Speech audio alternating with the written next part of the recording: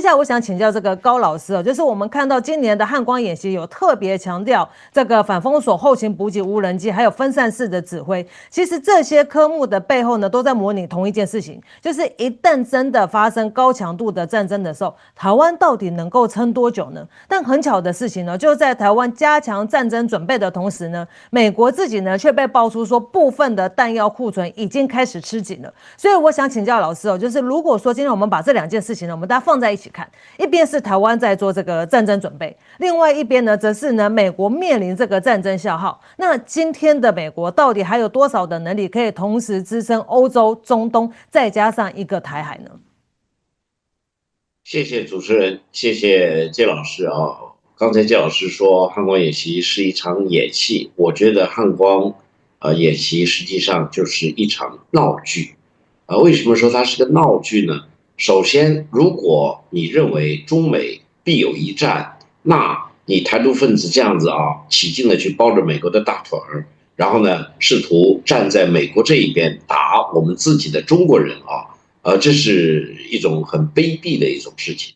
但是如果你像我一样相信中美之间没有必有一战的修昔底德陷阱，中美之间只有一个正道，那就是不可避免的和平呢？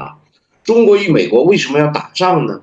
你想想看，美国今天连伊朗都打不败呀，美国自己现在很狼狈呀，你想想看，所以你能够想象美国最后鼓起勇气举全国之力跟中华人民共和国打一仗吗？不可能的。如果美国走这条绝路的话，那就是它的灭亡的开始啊。所以，如果赖清德也好，民进党也好，他指望着中国和美国会打一战的话，你是痴心妄想，你没有本事挑逗中国和美国打。特朗普总统5月13号到5月15号已经到大陆进行了这个国事访问啊。5月15号，特朗普把我接受 CNN 的采访直接转到了他的总统的社交媒体上，你看一看他们是怎么看待中国与美国的关系的。我可以这么说，今天的世界没有中国，美国活不下去的。所以你赖清德，你知道这一点吗？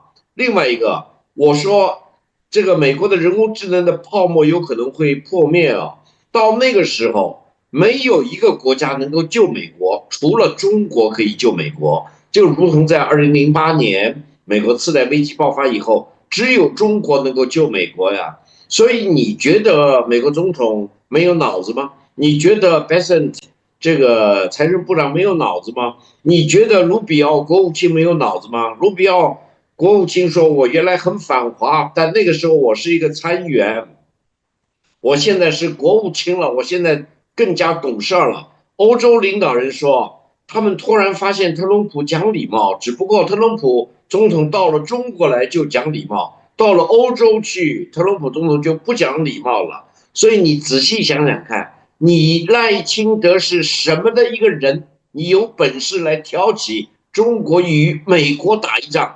中美之间只有一条正道，那就是 inevitability of peace，这是第一条。第二条，我们从来不想跟台湾同胞打仗啊，中国人不打中国人，这是一个原则呀。但是如果你说台湾海峡要打仗的话，你怎么打？我可以跟你说，在台湾捣鼓着要跟大陆打仗，那绝对就是一场闹剧。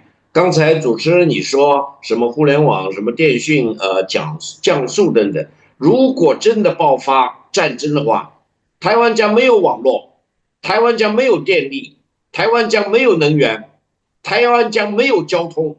你刺猬，你到哪儿去刺谁呀？我觉得你还在那儿捣鼓，比如说美军的什么顾问，我告诉你吧，我就认识2个美军在台湾的顾问，是一对父子，他跟我亲自说的，他们在台湾赚的钱比他们差不多半辈子赚的都要多。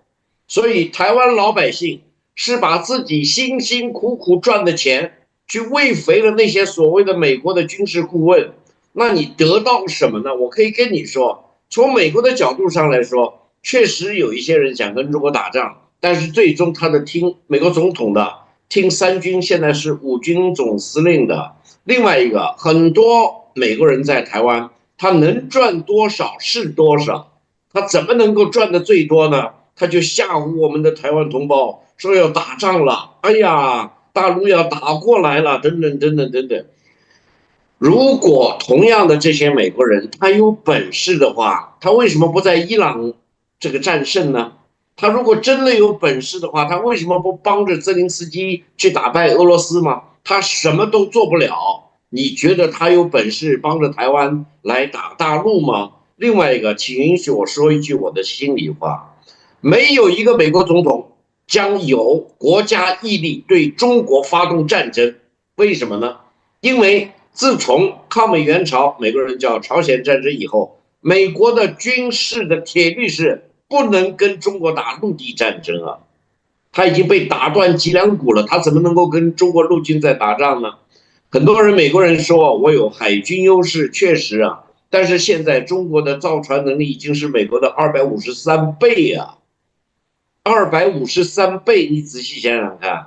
另外，美国人过去说他有空军优势，确实，中国现在都在量产第6代隐形战斗机，美国他出得来吗？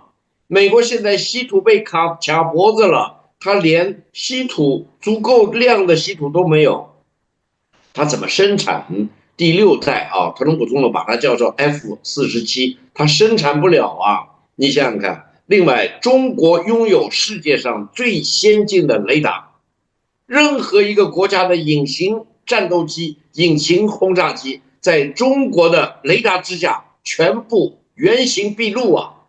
当一个隐形战斗机、隐形轰炸机原形毕露的在你身边飞的话，它就是一个活靶子啊！另外，中国现在已经充分的证明，我们不仅有近海防卫，我们有短程导弹、中程导弹。中国现在最远程的导弹叫全世界覆盖，20分钟打到全世界各个地方。所以你想想看，你在当今世界还想跟中国打仗，你打个糊涂啊！你真的是要让2300万台湾同胞当你的炮灰吗？所有的台湾同胞都是中国人，所以我要跟台湾同胞说一句话：中国人不打中国人。因为如果台湾海峡爆发战争的话，你在台湾是无所可以躲起来的，因为你没有电了，你没有网络了，你没有能源了，你没有交通了，所有的都给中断了。所谓的刺猬就等着一个一个被击毙呀！到那个时候，美国人跑哪去了？美国人逃回到加利福尼亚去了，逃回到夏威夷去了。他在那儿偷偷的乐着，数着从台湾同胞那儿抢来的财富、赚来的财富。所以你跟我说，在台湾的美军顾问，我对他的了解可能不亚于你吧。所以从这个角度上来说，我觉得最终台湾人应该仔细的听一听特朗普是怎么说的。美国确实有一些反华分子，他不死心啊，他还想扳回这一局，他有本事吗？没有本事了。还有台湾的赖清德，赖清德，你仔细想想，你没有能力来破坏中美之间的 the inevitability of peace， 不可避免的和平。所以我希望2300万台湾同胞真正的能够施大局啊！中国5000年的历史上，到了历史的最关键的时候，你就要施大局。这个大局就是中国现在的经济规模已经是美国的135%了。如果你用 PPP 来计算的话，对。另外，人民币现在正在一个上扬的空间，今天已经是6.8人民币换1个美元，我觉得回到6.3人民币换1个美元指日可待。再过5年到10年，将回到4个人民币换1个美元。所以从这个角度上来说的话，马斯克说中国的经济规模到本世纪中叶将2倍于美国。如果你看到美元的逐渐的唱衰，你看到人民币逐渐的增强的话，到那个时候2倍于美国都是一个低估的。所以从这个角度上来说的话，哎呀，我觉得台湾只有一条路啊，这条路就是一个赶紧发展是硬道理，千万不要被赖清德这样的人给捣鼓住了、骗了。因为为什么呢？每一个台湾人都要保护台湾的财富，而不是把财富浪在美军的顾问身上，去买一些破铜烂铁。我过去就讲过了，如果真的发生战争的话，美国人提供的这些武器弹药，最后只有2个出路，一个是存列在台湾的军事博物馆里边，一个是运到大陆，存在大陆的军事博物馆里边。